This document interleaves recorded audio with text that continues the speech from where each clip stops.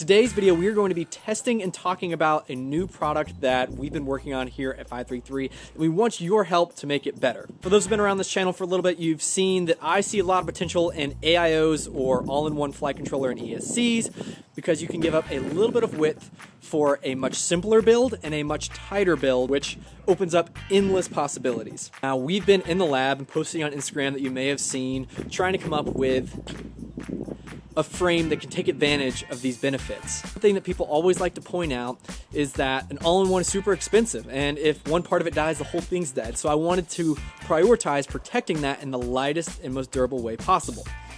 And that's where this little guy comes into play. We don't have a name for it yet, and it's only been developed here for the past month or two, and I'm gonna show you where we're at in the project. Then we're gonna take it out for one of its first flights, talk about some of the pros, talk about some of the cons, and then allow you guys to fill out a form below to say, hey, I want to see you add this, I want to see you take away this, you're doing this great, you're doing this bad. Of course, we'll make those changes, go back to the drawing board, try and make something better, and eventually work towards a production level product that ends up being one of the first racing frames dedicated to all-in-one since they've gotten so much better. Taking a closer look at this build, you'll notice very fast that it's not like anything that you've seen before, most likely, at least something I haven't seen.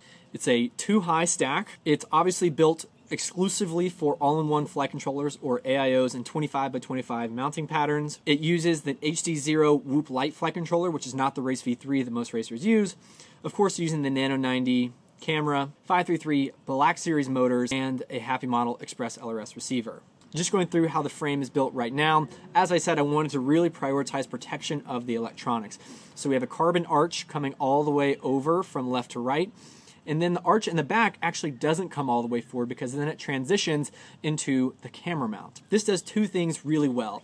Most arch design frames have two arches running this way and relies on a standoff or something like that to provide rigidity, and long story short, the arches usually end up breaking. But with this cross design, we're hoping that the fact that the carbon crosses and notches into itself provides a lot more rigidity, because now instead of just the notches providing stability back and forth and that breaking like that on a hard impact, now, this sideways carbon is also supported by carbon this way, meaning that no matter which way you hit this thing, you're going to have strong carbon supporting it. I've never tried these props before, but they're from a pilot I really like, whose name is Flower Pig. If you haven't heard of him, he's basically one of the fastest pilots in the world, and he just came out with his own prop. This is the Flower Pig 29, and he told me it's awesome, so we're going to give it a try on this thing today.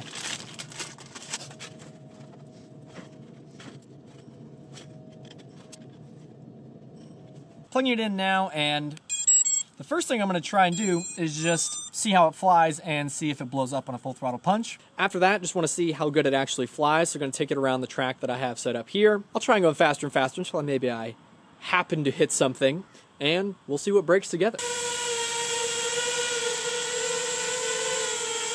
Okay, time to actually fly it.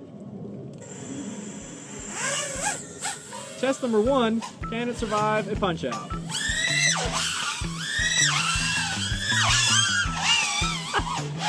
Yes, the answer is yes. All right, let's see if it can.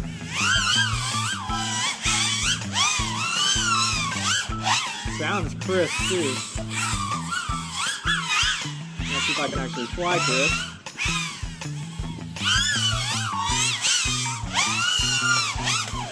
Woo! Okay. Didn't freak out when I touched anything, that's good.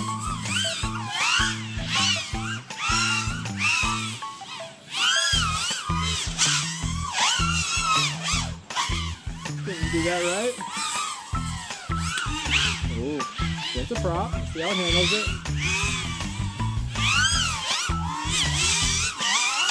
Ooh! Let's go see if it's okay. Wasn't necessarily a super hard crash. Everybody's all like, oh, the all-in-one's totally gonna die the second you hit anything. A pretty hard crash. So now we have to see if it still works. Prove the haters wrong, or maybe prove them right. Setting you down, this is a no-cut situation. I'm gonna try and bend this prop back. See, this arm took a big part of the blow. All right, taking right back off.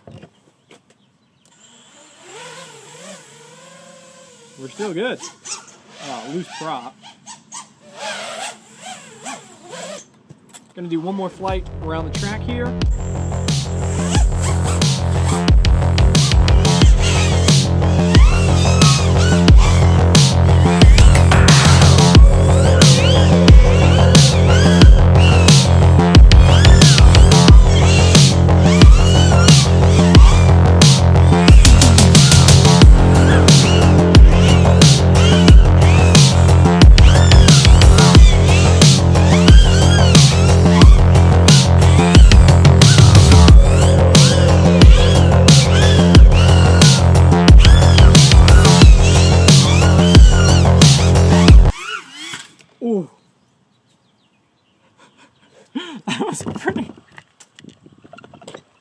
That was a pretty hard crash.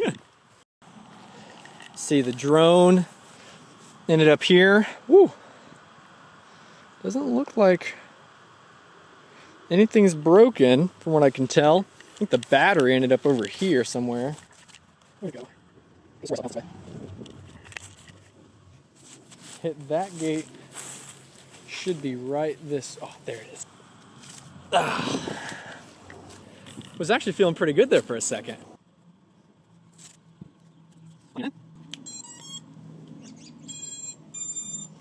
And here we go.